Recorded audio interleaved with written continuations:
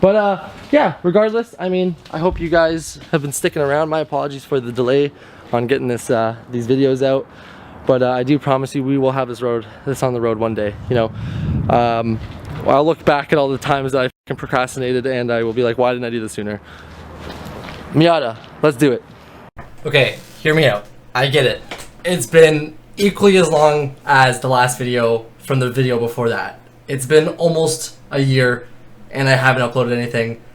The one thing I can tell you guys though is I have worked on this Miata. I have just been lacking making the videos, but this video here I just am about to finish doing my, I just cut everything and I'm ready to start, you know, putting everything together and doing my final checks. But let me just say this much. I have 256 gigabytes worth of videos just for the Miata that I need to edit. So you guys will be very surprised. I'm not going to give any spoilers away, but you'll be very surprised at where it is today. So thank you guys for watching, and I hope you guys enjoy the video. What is up, everybody? It is me, Red and IRL, and we are back with another video on the Miata. If you guys didn't see the last episode, I'm going to put a card in the top right here so you can take a look. So today we are going to be showing you guys not only how to remove and install a dashboard, but we're also going to be putting a 91 dashboard into a 97 Miata. Now the weather isn't the best today. It is still February, and honestly speaking, it's like 8 degrees outside, so I'm trying to do this with the warmest weather we have at the moment. Now here's the old dashboard from the car when I bought it. Now if you guys didn't watch the last video, it was basically totaled. Now I did buy the car, bend the frame back. Now the dashboard that they did come with was completely destroyed. As you can see there, is completely snapped. But pretty much I do have my 91 dashboard from my 91 car previously that I'm going to be putting into this one. Now I did come to the storage locker yesterday just to make sure that we had all the parts that we need to do this dash install. And for your guys' convenience, I am going to list everything that you need on screen now, so please feel free to pause to be able to see what you need. And I'm sorry for the wind. But pretty much as I was here yesterday, I was looking and I have everything I need for the 91 dash to fit, like the glove box, the tombstone, etc. But we do need the wiring harness from the 97. So I was coming to look at the 97 dash to make sure everything's good, and I noticed this. Now obviously that does not work. We obviously need a connector there. So I went ahead and checked out my 91 dash harness to see if maybe I could just steal a connector from there. Now if you guys didn't watch my previous videos, this was my dash harness from the 91. As you can tell, this thing has been molested. It has so much aftermarket stuff in it. It is just an absolute disaster. Let me just put it into comparison for you. So that is what it's supposed to look like, and that's what it is. You can tell there is an absolute crap ton of just shit on here. Now again, looking at the 91 harness, I was checking to see, and I could tell that the plugs are different. So that plug that we needed basically looks like this on the 91, and it's a lot bigger on the 97. So obviously, what do? I don't have the harness. Obviously, that's one of the most important things before installing the dashboard. Well, of course, then I started looking at scrap yards. I started looking at Facebook Marketplace. I was posting in Facebook groups. Couldn't find anything. The only person I found was a 9.5-hour drive there and back, which I was not doing because it's also crossing the border too. It was in Michigan. But lo and behold, all of a sudden, someone reaches back out to me, and they did have one from one of their part outs. The only part out that was a 97 on Facebook Marketplace at the time. So I went ahead and picked that up today. This is the full harness. Got the clip that we need. Thankfully, he only wanted 30 bucks for this, which was honestly a steal, and it was about an hour drive one way, so it wasn't that big of a deal, but I'm happy I got it. And he also threw in this ductwork, which actually got damaged when all of these tires fell on top of the car, like I mentioned in my last video. As you can see, the ductwork is a little bent up. I wasn't going to do anything about it, but now I got it, so might as well use it, right? Now, something that I don't have that I did buy from him, which again wasn't really planned, we just kind of got there and just said, hey, you got this, let me buy it. We got a whole set of wheels. The tires on them are completely shot, so those are pretty much useless, but the wheels, they look pretty decent. I have no clue what brand they are, but I got them for 150 bucks cash. Can't complain there. They are pretty nice, decent, and they're better than the stock ones that I currently have. They are also better than these random steelies that are on there now. I'm not really complaining. 150 bucks, let's go. So enough of me blabbering. Let's go ahead and actually start this dashboard install. So step one is we're gonna have to obviously get that harness installed on the old 91 dashboard and those ducts that I got from him. So one thing that I didn't notice until now about the accident with the tires is that it definitely cracked this corner here pretty bad. It's not the end of the world. I mean, it sucks, but I'll see if maybe I could JB weld it or something. So I have the dashboard laid out here on a nice mat to protect it. Let's start with the easy stuff and get this ductwork replaced. Basically gonna be a couple Phillips screws and then in and out. Now they just basically slide out like that. Old broken ductwork gone. And let's go ahead and put the new one in. Pretty much reverse what we just did.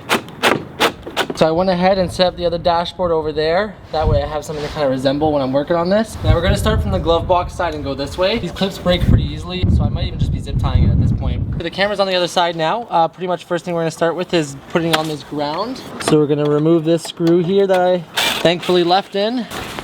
Put this ground wire on the screw and screw back in. So that guy just clips right into there. Now moving our way down, again, zip ties are our friend here. So wire's actually supposed to go under here. So I just undid those screws. I'm gonna go ahead and slide this guy underneath. Thankfully I have something to go off of, because one thing I was having trouble with is getting this duct to go back down. It's actually supposed to ride underneath this plastic vent that goes out to these tubes here. And there she goes. I'm gonna go ahead and add a zip tie here where technically there should be some tape. I wish I brought longer zip ties. I have them too.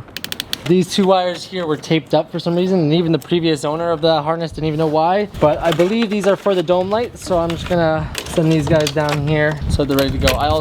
This is from my last dashboard. I need to figure out what needs to get removed for this. I'm gonna try to show you guys this. See this guy here? Funny enough, I had to remove this once again. It needs to go through that little hole there. It basically comes out on the other side of this. So I'm just gonna kind of feed that through now. I went ahead and investigated the dome light here to see what's going on. I have no freaking clue. For now, I might just tuck these wires away. But yeah, I have no clue, to be honest. Now coming to the bottom of the dashboard here, this guy here gets clipped on here and here. Now obviously these clips are broken, so I'm just gonna try to pull these guys out so we can run a zip tie through or something. Let's see. Oh my. First one came off easy. And now the other one's being a dickhead.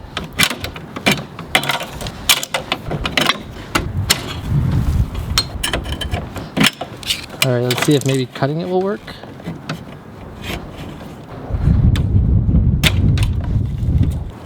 There we go. Zip tie through here. Also through here. Now, hopefully none of those holes are super important, because if they are, we'll just have to cut the zip tie out. Boom. And by the way, I am going back and cutting these zip ties off. So I noticed on the other one that there was a ground here. So I took that guy and I'm going to go ahead and install that here. Just like that. The end of the ground is just like this. Now, according to my other dashboard right here, that's the OBD2 plug. On the 91 here, we don't have anywhere to mount it. So it mounts like this normally. I checked the other harness for the 91 and I don't know if maybe the OBD is attached to the car itself. Clearly this is different. So for now, I think I'm gonna leave it, let it kind of dangle here, and then maybe eventually, maybe I'll mount it just like this. I have no clue. Moving our way down, we have more wires to zip tie. This is gonna be a long enough zip tie for this. Oh, just barely. And we snip. About here is where the window control module is. I don't even really know if it's the window control module or not, but pretty sure it is. But we do have the cigarette lighter, which is the same, so we can go ahead and plug that guy in. Goes like this. Ba-boom. Again, this guy pretty much has no use, so it's just gonna kind of sit back here for now. This is the old dome light. I'm not too sure what we're gonna do with that. It's probably just gonna sit there. Maybe we'll wire it in one day, but maybe not. We'll see. Of course, we have one more zip tie needed here. So we're gonna go ahead and pop this guy on, just like so. Snip.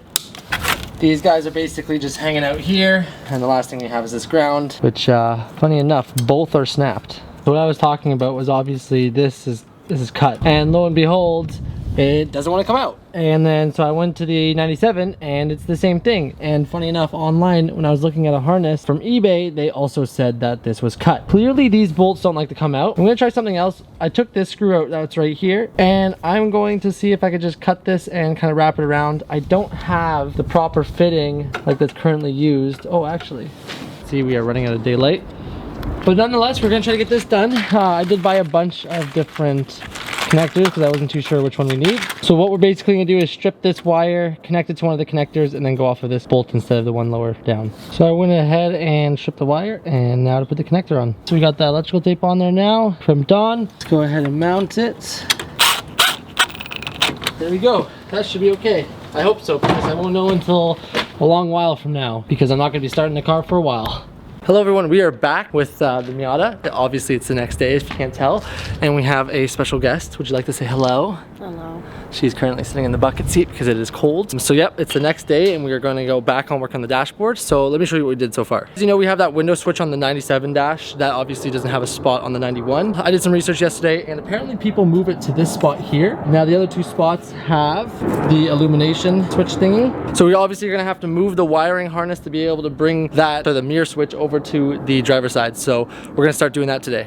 Okay, so pretty much we need to have this connector end up in one of these three. It's gonna be really annoying because it's obviously in the whole harness. That's gonna be interesting. So what I went ahead and did is I cut the other connector from the other dashboard. What I'm basically gonna do is just splice these wires into this one so I could use this connector with these wires, and should be enough to extend it so that I can plug it in. I'm also going to not do it the right way. I'm just gonna be using basically electrical tape and wrapping it around because I don't have any butt connectors, but I am gonna wrap it in some blue tape just to make sure I know that if anything's not working, I know where the splice is and it's not just electrical tape and I don't know where it is. So I'm done splicing the wires. I went ahead and wrapped where the splice was done in blue. It does reach, and just to make sure it's facing the right way, just like that.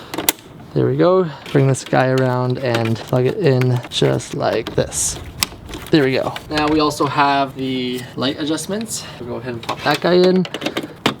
And then we can go ahead and also plug this guy in. I believe it's this one. Oh no, maybe it's the blue one. I think it's the blue one.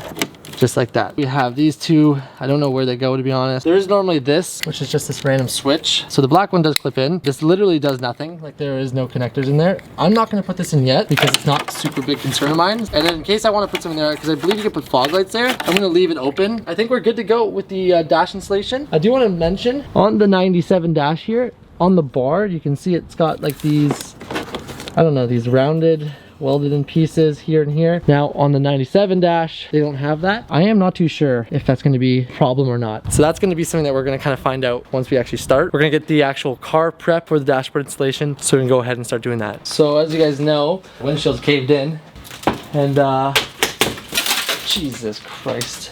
And I'm gonna obviously have to push that up to be able to do the dashboard. My idea here is I'm gonna use this blanket to kind of protect myself and also all the stuff below, and hopefully be able to push. I am wearing gloves to try to obviously protect myself. This is gonna be sketchy. All right, let's try this.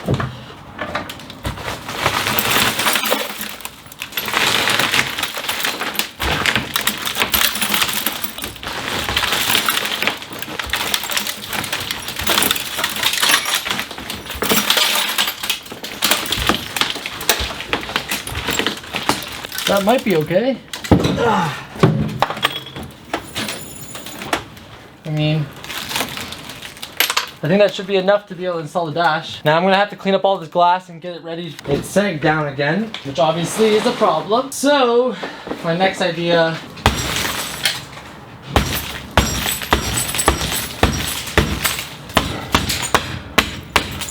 damn, that plastic is strong. Let's see if a knife will do it though. Oh yeah.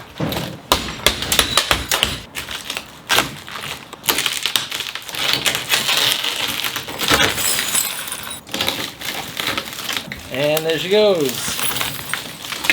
So we're about to start installing the dashboard. Finally, I went ahead and installed this guy right here. Put in some bolts missing from this guy. If you do notice though, right there, you see how there's a little bit of a gap above that? I can't push that down anymore. And when I looked at some photos, people had them all the way down, hoping it's gonna be okay. I think everything's good to go. I got my partner here to help me. All beefed up, so let's do it. So, just take that side. Up there we go. Okay. How do we get this to go in? Just need to like give it a quick push. I think it's caught right here in the middle on this metal piece. So it's basically on the top, it's good, right? Yeah.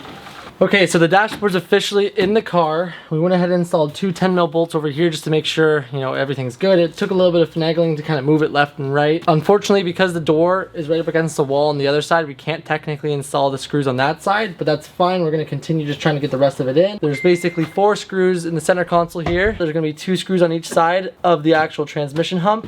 This is gonna be interesting with the steering column in the way.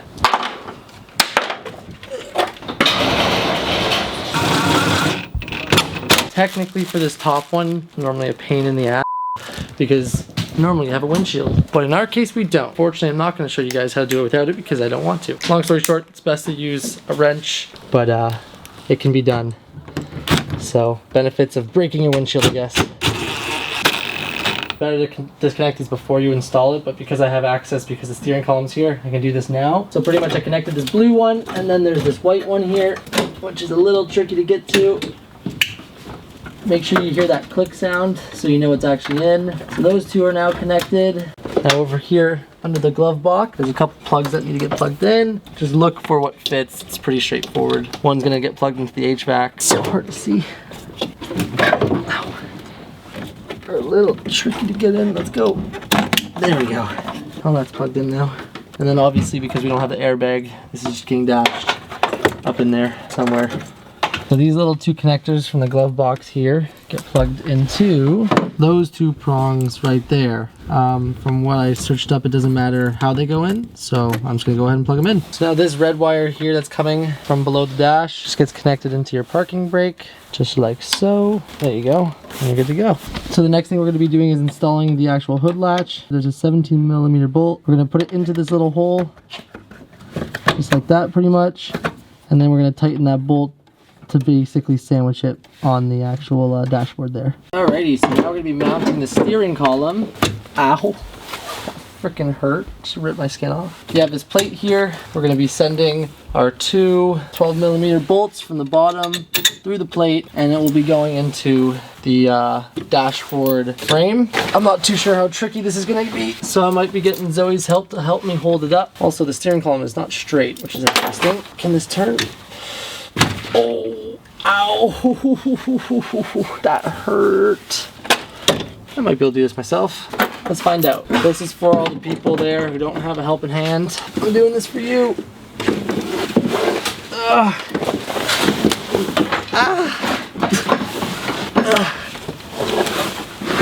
Alrighty. Where's my drill? The extension.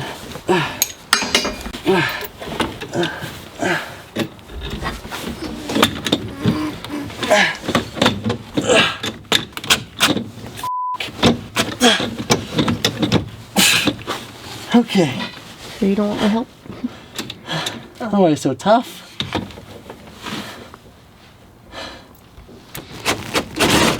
Oh, sakes. This is f***ing ridiculous. Okay, well the steering column is in. The next part is going to be installing this heater control. It goes on the top here. Come on, don't tell me I tighten these too tight. Yes. Where'd that go? This is going to get real confusing. Difficult to show you guys. Pretty much goes in like this. We're going to have two going to the glove box side and then one going to this side. So I don't really know the best way about getting these actually in. I'm assuming it's one of these little kind of shimmy her in and see how she goes. Before we get started, let's go ahead and connect stuff. One white clip on this side, boom, and this white clip on this side, boom. Lovely jubbly. Kind of maneuver it back here. Sometimes these are gonna get caught, so you gotta kind of do what I was doing there, going in from behind and kind of moving them around, stuck on something. Ow. Okay, there we go. Basically, when you get to this point where it's nice and flat, you're ready to start connecting stuff. When you're going to install this, try to mount it first, because I've noticed as I was going to install it that I just kept pushing it back, making it not actually work for me putting in the actual clips. So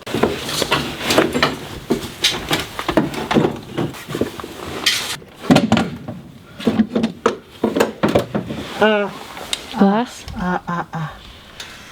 Ooh. Bolts, lots of bolts, unorganized, etc., etc.